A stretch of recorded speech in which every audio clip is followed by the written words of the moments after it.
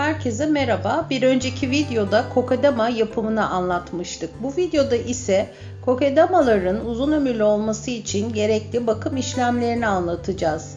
Bütün bitkiler canlı kalabilmek için sıcaklık, ışık, hava, su ve besin maddelerine ihtiyaç duyarlar.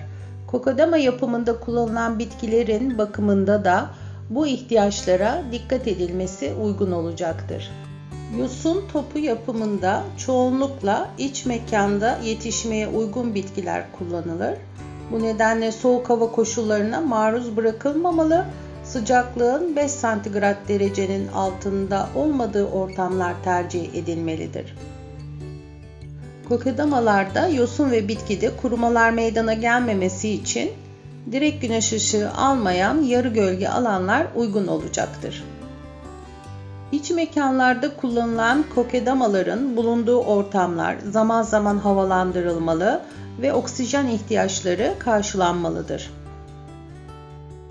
Su ihtiyacını karşılamak için yosun topu su dolu bir kapta 10 dakika bekletilir. Ardından fazla su uzaklaştırılır. Ayrıca fısfıslayarak da nemlendirme yapılabilir.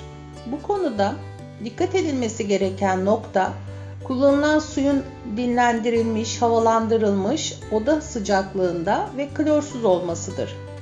Hazır satılan bitki besin maddeleri üzerindeki kullanım miktarına ve zamanına uygun olacak şekilde sulama suyuna ilave edilip uygulanabilir.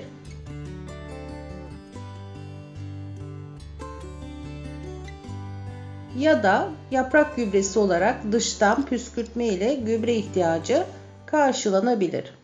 Sağlıcakla kalın.